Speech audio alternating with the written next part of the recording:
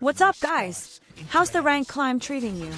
Today, we're breaking down Jungle Pantheon in Wild Rift. Let's get into it. Pantheon's biggest strengths are his overwhelming early game power and his targeted, guaranteed stun, making his gank success rate extremely high. Before we dive into his kit, let's break down how you actually want to play him in the early game. For Pantheon Jungle, the early game is everything. If you iron out the small details, you'll find it much easier to win. Unless you have a specific reason otherwise, always start on the red buff side with Pantheon Jungle. Having the red buff slows down enemies, which significantly increases your gank success rate. Since the enemy mid laner is Kassadin, and he's playing very safe under his tower, ganking mid looks difficult. I'm planning to gank the bot lane instead. Always spam ping your team when you're setting up a gank. Honestly, be as annoying as possible with it. Otherwise, they'll just completely sleep on the play. In the early game, don't hesitate to burn your flash and actively go for ganks. When you're setting up a gank, pop your Oracle lens on the way. You want to stay off their radar, so they have zero time to react. That gank didn't work out, so I'm going back to farming. Early on, Pantheon needs to prioritize ganks over farming. However, right now, there are no lanes available to gank. In situations like this, wandering around looking for a forced gank and neglecting your farm is a huge mistake. If you're just pacing around doing nothing, you're gonna fall way behind in XP and gold. Honestly, knowing when to give up and farm is tough when you're starting out. But when nothing's open, just put your head down and clear your camps. And while you're farming, always keep a close eye on the lane states. Pantheon has a powerful ultimate that allows him to join the fight immediately. Ah, so close, unlucky. But we're not letting up. We're gonna keep twisting the knife and putting constant pressure on them. Pantheon is all about that early to mid-game power spike. Once late game hits, you kind of fall off a cliff and struggle to make an impact. Alright, here's our opening. Time to drop the ultimate and crash right into their back line. Let's go. And look at that! Our laner hit a CC to follow up on the gank. That is a huge help. No matter how strong Pantheon is at ganking, the success rate drops significantly if your teammates don't set it up with you. If you're playing a lane and your jungler comes to gank, you gotta be the one to bait and initiate first. Trust me, if you set it up right, your gank success rate goes through the roof. We finally managed to get a kill right before the dragon spawns. This is the absolute minimum requirement.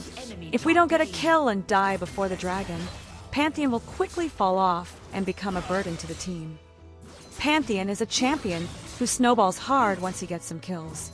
We need to use this advantage to keep getting kills and become an overwhelming presence.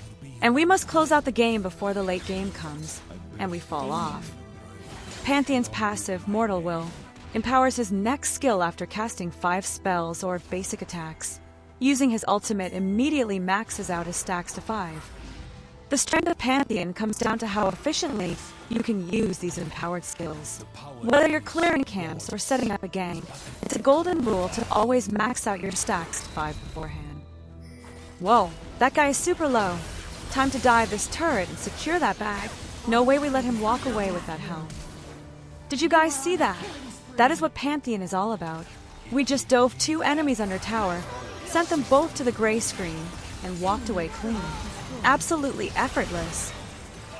And with 2 more kills on the board, Pantheon is officially in 1v9 carry mode. At this point, pretty much anyone who crosses our path is getting deleted with a single all-in. Pantheon Q, Comet Spear Tap, jabs your spear straight ahead, chunking enemies in a line. Hold, hucks the spear as a skill shot for long-range poke. Just keep in mind, you're paying for it with a longer cooldown.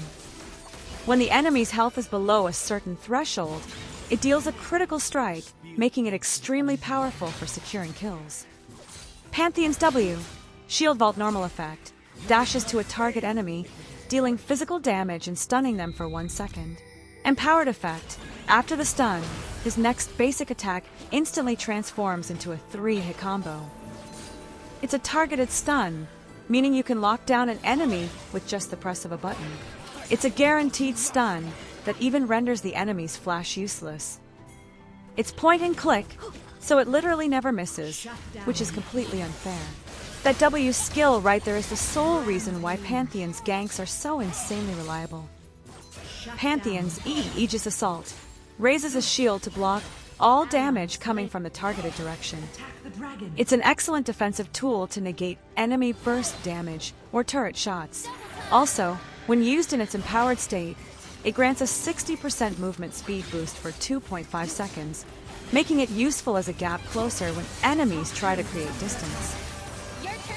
Pantheon's ultimate, Grand Starfall, launches him into the air, after which he plummets like a comet toward a selected area.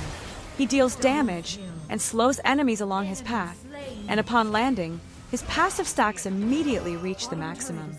Additionally, the passive effect grants him guaranteed physical armor penetration, up to 30% at all times. Pantheon's ultimate allows him to travel nearly half the map, so whenever a fight breaks out in another lane, he can instantly fly into cover. Since the landing spot is visible to the enemy, it's best not to drop directly on top of them, but rather to place it where you can cut off their escape route, such as toward their turret. Because Pantheon's power is heavily concentrated in the early game, his relative strength tends to drop off as the game goes into the late game. Since Pantheon's role is to build an early lead and snowball, the longer the game goes, the harder it gets. Ideally, you want to close out the game by the mid-game if possible. Since the enemy team has late-game carries like Kassadin and Gwen, we really need to close out the game quickly. As the enemy builds up armor and your damage starts falling off, it's important to adapt your build instead of going full damage, like picking up a Guardian Angel to boost your survivability. In late-game teamfights, rather than diving in alone, it's wiser to limit your role to contributing, like using your targeted stun W, to reliably shut down the enemy carry or peeling for your teammates. In the late game, Pantheon's role is to use his targeted stun to reliably lock down key enemy targets and create windows of opportunity for his team. Since Pantheon is significantly fed at this point, it's also a good idea to hide in bushes and assassinate the enemy carry. Prioritize stunning high-damage champions like enemy marksmen or mages. This shuts down their damage and creates an environment where your team can easily win the fight. Using Pantheon's mobility from his ultimate, it's also effective to target enemies who are isolated away from the front line. Duskblade of Draktharr is a fantastic and powerful choice for Pantheon.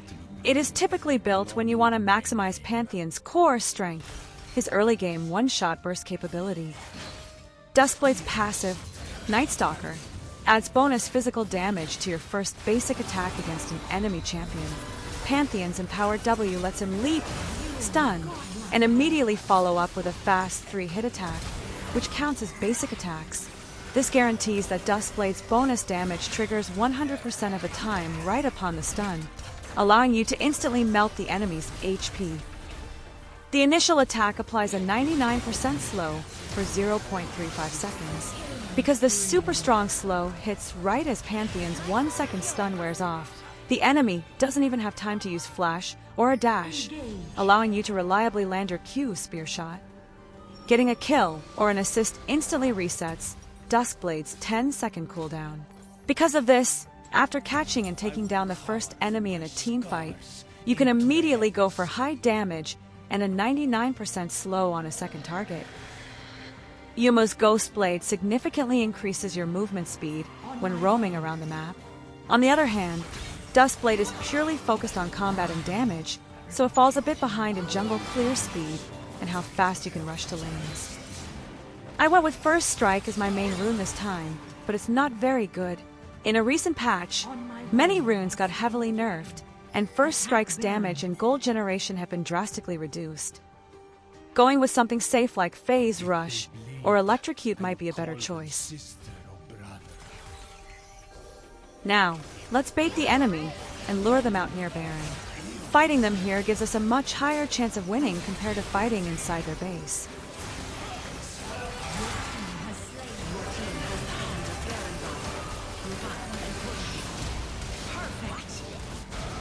I went down at the end, but we dragged out and killed their ADC, so this game is basically over. It's our win!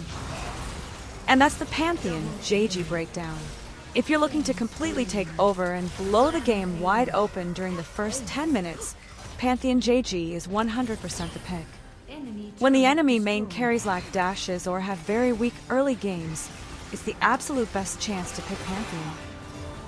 When your team has strong early game laners, and you want to repeatedly kill the enemy's squishy carries from the early game and finish the match within 15 minutes, that's the ultimate time to pick Pantheon Jungle. So that's all for today. If you enjoyed this video, please give it a thumbs up and subscribe to the channel. See you in the next video.